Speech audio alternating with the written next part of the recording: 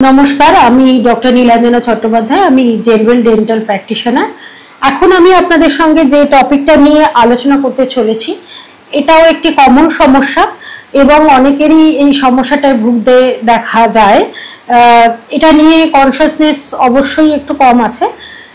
এই সমস্যাটি আমাদের ভাষায় আমরা এটাকে বলি অ্যাপথাস আলসার।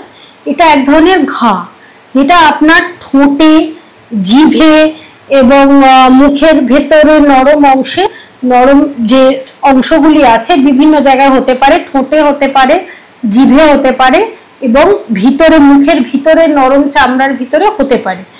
তো এইগুলো খুব ছোট ছোট হয় এবং প্রচন্ড জ্বালা এবং ব্যথা করে এবং আলসার যেহেতু যে ব্যাপারটা, তো লালও হয়ে থাকে এবং অনেক সময় এটা যখন বেড়ে যায় তখন প্রচন্ড ব্যথা করে, মুখ খুলতে মানে খেতে, সব থেকে বড় কথা এটা খাওয়াটাকে ভীষণভাবে এফেক্ট করে এবং তখন অনেকেই এটা নিয়ে একটু চিন্তিত হয়ে পড়েন। কিন্তু আমি বলবো যে অবশ্যই ঘা যখন হচ্ছে তখন কেন ঘা হচ্ছে আপনি তো ডিটেক্ট করতে পারবেন না, সেক্ষেত্রে আপনার একজন ডেন্টাল সার্জনকে দেখিয়ে নিন, কারণ তিনি ঘাটা দেখতে পেলে বুঝে ডায়াগনোসিস করে আপনাকে বলতে পারবেন যে কি থেকে হচ্ছে। বাট এটা যদি অ্যাপথাস আলসার আপনার হয় তাহলে প্রাথমিকভাবে বলবো যে চিন্তিত হয়ে পড়ার কারণ নেই, কিন্তু এটা অন্তত 7 দিন মতো থাকে এবং তারপর আস্তে আস্তে সেরে যেতে থাকে। এটা প্রচন্ডভাবে ব্যথা হয়, এর বিভিন্ন কারণ আছে।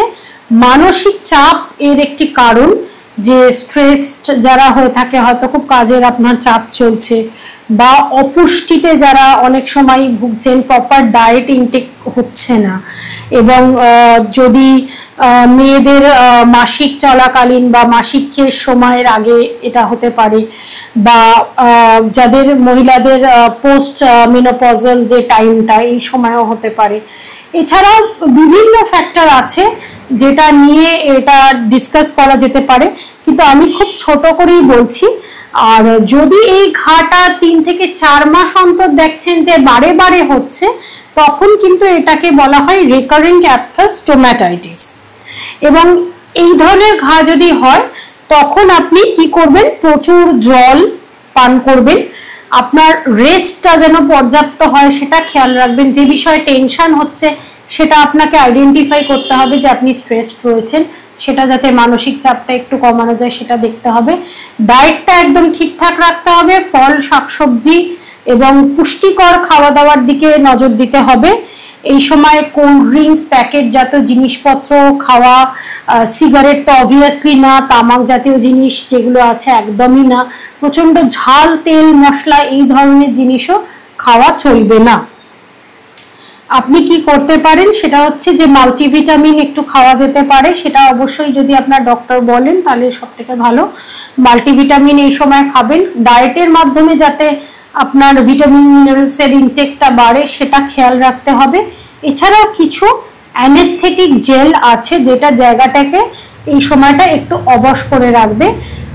কিছু অ্যান্টিসেপটিক অ্যান্ড অ্যানালজেসিক জেলের কম্বিনেশন আছে এবং তার সাথে মেট্রোনিডাজল আছে, ক্লোরহেক্সিডিন, এবং আমরা যে অবশ করার লিগনোকেন দিয়ে থাকি, মানে যে অবশ করার যে জিনিসটি, এটা মিশ্রিত একটি জেল পাওয়া যায়।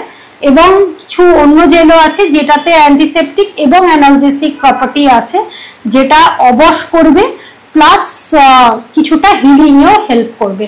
অবশ করবে কারণ ওই সাইডটুকু আপনার যাতে জ্বালা না করে সেইটা কমানোর চেষ্টা করা হবে।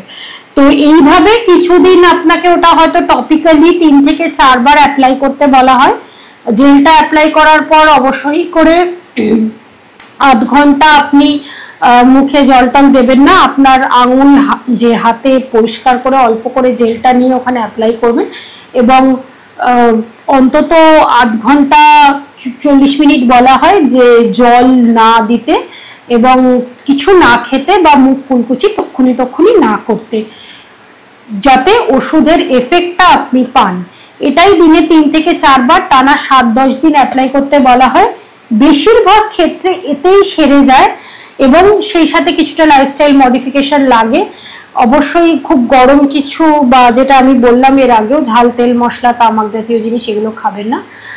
আর যদি এর পরেও না কমে তখন হয়তো কিছু ওষুধ খেতে দেওয়া হয়, তো বেশিরভাগ ক্ষেত্রে এটা কমে যায়, চিন্তা করার কারণ থাকে না। তবে যদি বারে বারে হয় তবে একটু কনসাস হতে হবে এবং কারণটা সেক্ষেত্রে দেখতে হবে যে কি কারণে এতবার হচ্ছে। তবে নিজে থেকে চিকিৎসা না করে বলবো যে আপনার দন্ত চিকিৎসকের পরামর্শ নিয়ে সেই মতো এগোবেন। নমস্কার।